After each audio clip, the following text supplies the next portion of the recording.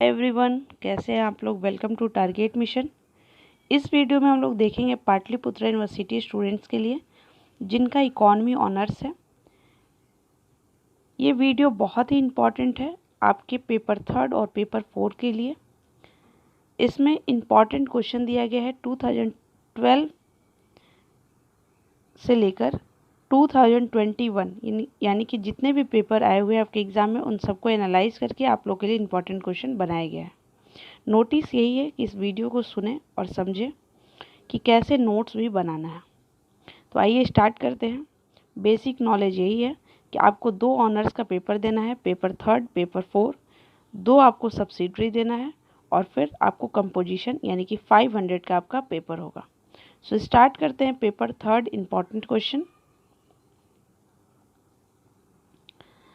पहला क्वेश्चन है, discuss the main feature of Indian agriculture and suggest it remove the backward of the Indian agriculture.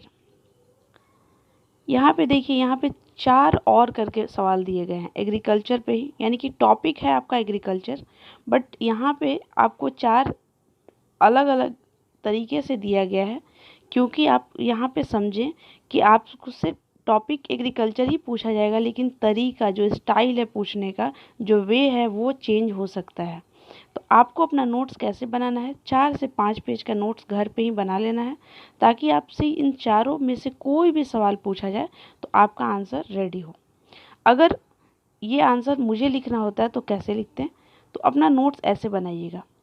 आप introduction agriculture से ऐसे बता सकते हैं कि इंडिया में कितने % एग्रीकल्चर का जो जीडीपी में रोल है, और फिर ये ऐसे ही बता सकते हैं कि कितने % इंडिया के लैंड एग्रीकल्चर के लिए यूज हो रहा है। आप ऐसे ही बता सकते हैं कि एग्रीकल्चर कहते किसको है, या आप ऐसे ही बता सकते हैं कि इंडिया के कितने पॉपुलेशन लोग जो है एग्रीकल्चर पे बेस्ड है या उनका इकॉनमी बेस्ड है। इस तरह से आप स्टार्ट कर सकते हैं किसी भी तरीके से। फिर आप यहाँ पे फीचर बताइए इंडियन एग्रीकल्चर का, क्या क्या फीचर है इंडियन एग्रीकल्चर का। फिर जो ये सजेस्ट वाला पार्ट है ये आप लास्ट में लिखिएगा कि आप क्या बताइएगा, क्या सजेस्ट कीजिएगा, क्या ये जो प्रॉब्लम है एग्रीकल्चर में उसको दूर किया जाए। तो आप फीचर के बाद पहले इंट्रोडक्शन, फिर फीचर, फिर है role of agriculture in economic development. फिर यहाँ पे आप ये टॉपिक बना सकते हैं role of agriculture in economy development, कि कैसे इकॉनमी में डेवलपमेंट में एग्रीकल्चर का क्या रोल है, कितना जीडीपी में कंट्रीब्यूट कर रहा है एग्रीकल्चर। ये टॉपिक के बाद आपका आ जाएगा production and productivity of Indian agriculture after independent. ये जो टॉपिक है ये पहले लिख सकते हैं कि जो इंडिपेंडेंट के बाद जो भारतीय कृषि था उसके उत्पादन के प्रमुख परिवर्तन, क्योंकि पहले का जो एग्रीकल्चर करने का जो स्टाइल था या वे था वो चेंज हुआ। तो ये, और लास्ट में ये प्रॉब्लम क्या है एग्रीकल्चर लेबर में, क्योंकि यहाँ पे आप देखे होंगे कि जैसे 5 फैमिली है, वर्क अगर 2 लोगों का भी है तो 3 लोग उसमें एक्स्ट्रा वर्क कर रहे हैं, तो वहाँ पे ये भी है, एक अनएम्प्लॉयमेंट का ही प्रॉब्लम है। तो इस तरह से करके, और लास्ट में आप सजेस्ट कीजिएगा अपने तरफ से कि क्या वे है कि इसको जो प्रॉब्लम है इसको प्रॉब्लम को दूर किया जा सकता है। तो ये क्वेश्चन आपको बस इसलिए समझाया गया इतना थोड़ा टाइम लेकर कि आप समझे कि कैसे प्रश्न को लिखना है। आप और करके 4-5 लिखा हुआ है तो इससे डरना नहीं है, बस सिखाया गया है कि कैसे आप लिख सकते हैं। ठीक है, अब हम लोग जितने भी आगे प्रश्न पढ़ेंगे वो जल्दी से पढ़ेंगे ताकि ये वीडियो बहुत लंबा ना हो। आइए देखते हैं क्वेश्चन नंबर 2। समझ लीजिए कि आपको लिखना कैसे है। ठीक है, discuss the growth and the problem of sugar industry in India. ये आपसे पूछा जा सकता है। Discuss the growth and problem of cotton industry या आयरन स्टील इंडस्ट्री। तो आपको फिर वही बताना है। आपको एक इंडस्ट्री के ऊपर 4-5 पेज का नोट्स नहीं बनाना है, आपको 4-5 पेज का नोट्स बनाना है जिसमें cotton industry, sugar industry, iron steel industry, cement industry, इस तरह से।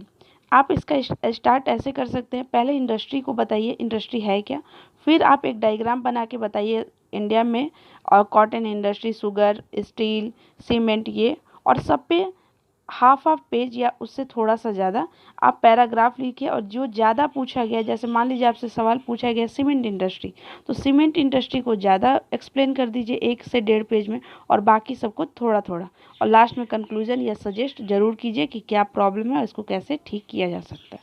इससे क्या होगा कि आप 4-5 टॉपिक को एक जगह ही अगर रख लीजिएगा, एक जगह नोट्स रखिएगा, तो आपको बहुत ईजी हो जाएगा।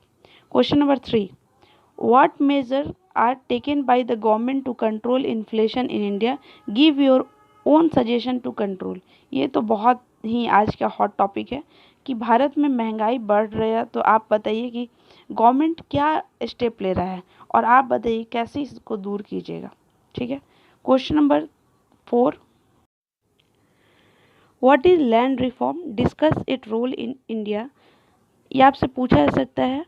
What is the land reform policy by government, यानी कि भूमि सुधार क्या है, भारत में इसके महत्व का वर्णन करें तथा सरकार की भूमि सुधार नीतियों का मूल्यांकन करिए।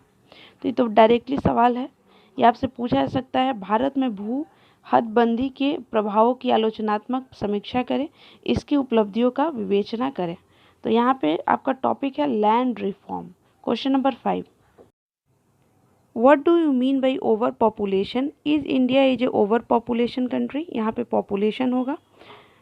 आपसे पूछा जा रहा है कि बताइए क्या भारत में जो है जनसंख्या बहुत ज़्यादा है और इस पे सरकार की तरफ से क्या पॉलिसी और प्रोग्राम लाया गया है पॉपुलेशन को कंट्रोल करने के लिए। Question number 6, critically analyse the poverty alleviation programme during 5-year plan in India. Bharat में 5 वर्षीय योजनाओं में अपनाए गए गरीबी निवारण कार्यक्रम का वर्णन करें। यहाँ पे 2 तरीके से आपसे पूछा जा सकता है। पॉवर्टी इन इंडिया आपसे डायरेक्टली ऐसे पूछा जा सकता है कि लिखिए भारत में निर्धरता या पॉवर्टी लाइन गरीबी रेखा, इस तरह से आपसे सवाल पूछा जा सकता है। Question number 7, what do you mean by green revolution, discuss it impact of Indian economy. हरित क्रांति से आप क्या समझते हैं, भारतीय अर्थव्यवस्था में इसके प्रभाव का विवेचना करें। तो ये तो बहुत इंपॉर्टेंट क्वेश्चन, हम लोग बचपन से ही पढ़ते हैं। Question number 8, describe the obstruct to trade union management union movement in India and the mention the suggestion for strengthening the union. Bharat में श्रम संघ आंदोलन की बाधाओं की विवेचना करें एवं इन संघों को सशक्त बनाने के लिए सुझाव दें। यानी कि आपका टॉपिक क्या है, ट्रेड यूनियन मूवमेंट, यानी कि भारत में श्रम संघ आंदोलन, इसको कैसे आप सजेस्ट कीजिए कि इसको और बेहतर बनाया जा सके। क्योंकि देखिए जो अगर कोई मूवमेंट है तो वो जितना बेहतर बनेगा उतना ही ज़्यादा उस फील्ड में वर्क किया जाता है। तो आप पहले बताइए ट्रेड यूनियन मूवमेंट क्या है, कब से कब है, अभी क्या पॉलिसी है, कैसे आप इसको और स्ट्रेंथ कर सकते हैं। ये सारे छोटे छोटे टॉपिक बनाकर आप 4 पेज में एक आंसर को ज़रूर लिखिए। क्वेश्चन नंबर 9,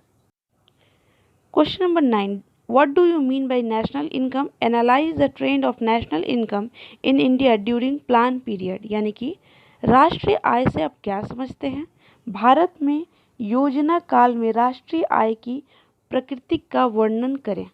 तो यहाँ पे आपको प्लान पीरियड के टाइम का पूछा जा रहा है। नेशनल इनकम, पहले तो आप बताइएगा कि नेशनल इनकम से आप क्या समझते हैं, फिर आप बताइएगा प्लान पीरियड के बाद का कैसा ट्रेंड था, और नेशनल इनकम सिंस इंडिपेंडेंट यानी कि स्वतंत्रता प्राप्ति के बाद भारत की राष्ट्रीय आय की प्रमुख विवेचना कीजिए। यहाँ पे आपको बताना है मेनली नेशनल इनकम क्या है, और जब इंडिया इंडिपेंडेंट हुआ था, जब भारत आज़ाद हुआ था, उस टाइम के बाद का आपको यहाँ पे बताना है। ठीक है। Question number 10, explain the nature and different type of unemployment, बेरोजगारी की प्रकृति तथा विभिन्न प्रकारों का वर्णन करें। तो यहाँ पे तो एकदम इम्पॉर्टेंट टॉपिक है बेरोजगारी, जो आज हर न्यूज़पेपर में ही आता है article. How can it remove, कैसे आप बेरोजगारी को दूर कर सकते हैं, गवर्नमेंट का पॉलिसी बताइए, तो आप इसको बेहतर लिख सकते हैं answer. Question number 11, how is the industrial finance corporation of India helpful in the industrial development, explain it various sources of industrial. औद्योगिक विकास में औद्योगिक वित्त निगम किस प्रकार सहयोगी है, व्याख्या कीजिए तथा औद्योगिक वित्त की विभिन्न स्रोतों का संक्षिप्त वर्णन करें। तो यहाँ पे आपको पूछा गया है इंडस्ट्रियल फाइनेंस कॉर्पोरेशन, यानी कि औद्योगिक विकास में औद्योगिक वित्त निगम पहले तो आपको यही बताना है कि औद्योगिक वित्त निगम क्या है, किसे कहते हैं, इसमें कैसे सहयोग किया गया है और इसका क्या सोर्स है, यानी कि स्रोत क्या है, विभिन्न जो है उनको आपको एक्सप्लेन करना है। टॉपिक वाइज कोई भी आंसर लिखना है तो टॉपिक वाइज लिखना है, ठीक है। Question number 12, discuss the role of transport in economy development of India, यानी कि भारत के आर्थिक विकास में परिवहन की भूमिका का वर्णन करें, या role of small scale in economic development industry. Question number 13, what do you mean by social security, what progress has been made in India in the direction, सामाजिक सुरक्षा में आप क्या समझते हैं, भारत में इस दिशा में क्या प्रगति हुई है। तो आपको यहाँ पे सोशल सिक्योरिटी क्या है, गवर्नमेंट इस पे क्या स्टेप ले रहा है, ये आपको बताना है। Question number 14, right short note on any two of the following, आपसे ऐसे सवाल आ सकता है सिर्फ 2 पे, लेकिन यहाँ पे और भी टॉपिक दिया गया है, मैक्सिमम आप क्वेश्चन में भी पढ़े हैं, जैसे कि यहाँ पे दिया हुआ है NABARD, cooperative farming, IDBI, planning in India. तो इस तरह से आप 2 या 4 टॉपिक पे अपना नोट्स बना लीजिएगा, ठीक है। आइए देखते हैं पेपर 4 के लिए इम्पॉर्टेंट क्वेश्चन, स्टार्ट करते हैं। अगर आपको ये वीडियो अच्छा लगे या आपको लगे कि हेल्पफुल है तो अपने दोस्तों के साथ ज़रूर शेयर कीजिएगा। आइए देखते हैं पेपर 4 इम्पॉर्टेंट क्वेश्चन। एक कोटेशन आप सभी के लिए, every new day is an opportunity to turn our dream into reality. So start करते हैं paper 4। Discuss the relative merit and demerit of direct and indirect taxes, यानी कि प्रत्यक्ष एवं अप्रत्यक्ष करारोपण के समक्षित गुण दोषों की विवेचना करें। यहाँ पे आपसे पूछा गया है टैक्स पे, टैक्स पे कई सवाल पूछे गए हैं, तो आप प्लीज़ टैक्स का तो मेरे अनुसार 5 या 6 पेज का नोट्स बनाइएगा। जितने भी टैक्स का क्वेश्चन है वो एक जगह पे रख के और उसका नोट्स रेडी कीजिएगा। टैक्स क्या होता है, जितने क्वेश्चन टैक्स के हैं हम अभी आपको एक्सप्लेन करते हैं। पहले टैक्स क्या होता है, टैक्स में कितने टाइप के होते हैं, कितने स्लैब में बनाया गया है टैक्स, कितने जैसे 4-5 स्लैब बनाया हुआ है कि आप उसमें टैक्स को दे सकते हैं। अभी के सिचुएशन में कितने रुपए के बाद आपको टैक्स भरना पड़ता है, और डायरेक्ट इनडायरेक्ट के टैक्स क्या है, टैक्स का प्रोज और क्रॉस क्या है, पॉजिटिव नेगेटिव बताइए। तो इस तरह से सोचिए, इतने सारे टॉपिक हैं जो आपको टैक्स से पूछे गए हैं, ठीक है। तो आइए देखते हैं क्वेश्चन नंबर 2, एक्सप्लेन और what is the different type of public expenditure, right the difference between public and private expenditure. तो यहाँ पे आपसे पूछा गया है विभिन्न प्रकारों के लोक सार्वजनिक व्यय क्या है, सार्वजनिक एवं व्यक्तिगत व्यय का अंतर बताइए। तो यहाँ पे आपसे पूछा गया है पब्लिक एक्सपेंडिचर, यानी कि एक्सपेंडिचर क्या होता है। तो ये सवाल अगर पूछा भी जाए तो आप लिखिए पहले एक्सपेंडिचर क्या होता है, फिर पब्लिक प्राइवेट एक्सपेंडिचर, फिर क्या डिफरेंट है और क्या सिमिलरिटी है। अगर आपसे डिफरेंट भी पूछे तो आप वहाँ पे एक टॉपिक सिमिलरिटी का डाल सकते हैं। ओवरऑल देखिए तो टॉपिक एक जैसे अगर पूछा जाए तो ग्रेजुएशन और कंपटीशन एग्ज़ाम में यही डिफरेंट हो जाता है। कंपटीशन में आपको टू द पॉइंट आंसर लिखना होता है क्योंकि वहाँ पे वर्ड लिमिट है, बट ग्रेजुएशन में आपको 4 से 5 पेज लिखना है। तो आपको कंटेंट तो अच्छा लिखना ही है, प्लस आपको पेज भी फिल करना है, ये बात को बिल्कुल ध्यान रखें। और नेक्स्ट संडे को आप लाइव सेशन ज्वाइन करें अगर आपको लगता है सीखना है कि कैसे लिखना है। तो अगर आपको हेल्पफुल लगता है तो आप 3:30 बजे यानी कि 3:30 में आप ज्वाइन कर सकते हैं। आइए देखते हैं question number 3, discuss various method of repayment of public डेब्ट, which is one of these is the best suited to the country like India, यानी कि सार्वजनिक ऋण के भुगतान के विभिन्न उपायों की विवेचना करें। इनमें से कौन सा उपाय भारत जैसे देश के लिए सर्वोत्तम है।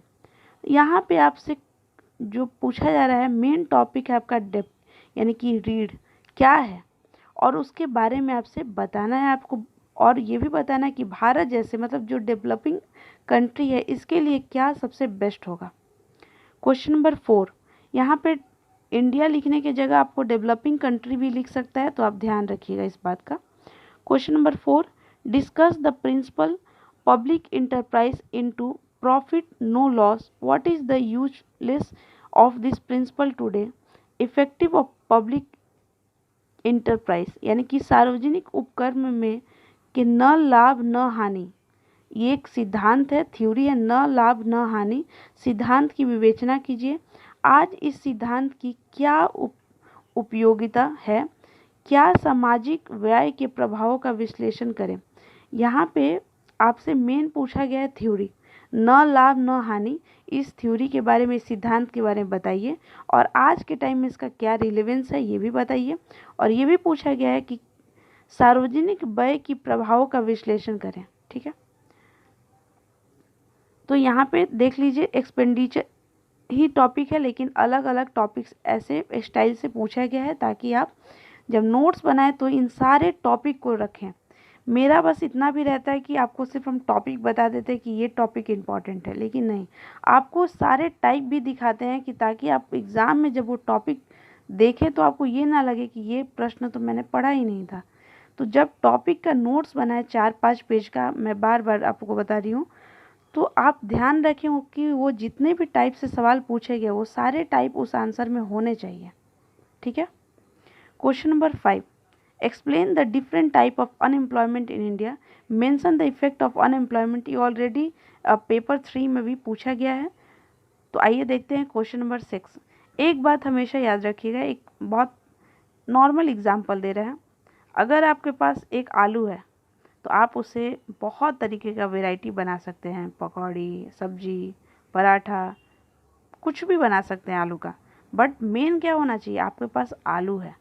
तो वैसे ही आपके पास अगर 5 पेज का नोट्स है तो उस टॉपिक से कई सवाल पूछ सकता है, लेकिन आपके पास मेन जो सोर्स है आपका नोट्स, तो नोट्स वैसा ही बनाइए जैसे एक आलू और उसके कई वैरायटी बन सकते हैं, वैसे ही आपका नोट्स और उसके जितने भी टॉपिक पूछे गए हैं 4-5 तरह के, एक टॉपिक से जितने भी तरह के क्वेश्चन पूछे गए हैं वो आपको आना चाहिए, कैसे बनाना है उस आंसर को। ठीक है, question number 6, discuss the various principle of federal finance यानी कि संघीय वित्त की विवेचना, विभिन्न सिद्धांतों की विवेचना कीजिए।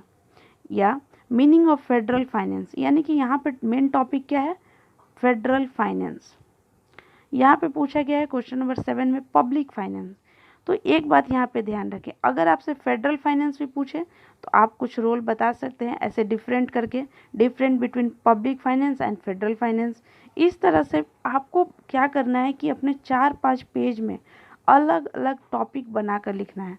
टीचर को ये भी ना लगे कि बिल्कुल बोरियत हो गया है, नहीं, बिल्कुल नहीं, आप अलग अलग टॉपिक बना के लिखिएगा तो टीचर के लिए भी बहुत अच्छा होगा। आप डायग्राम का यूज कीजिए, कंक्लूजन यूज कीजिए, कोई भी टॉपिक है इकोनॉमी में तो आप उसका पॉजिटिव और निगेटिव दोनों बता सकते हैं। जैसे गवर्नमेंट का एम्प्लॉयमेंट पे कुछ स्कीम है, गवर्नमेंट का कुछ स्कीम इंडस्ट्री पे है, तो वो स्कीम लिख सकते हैं, उसका एक डायग्राम बना सकते हैं। Question number 8,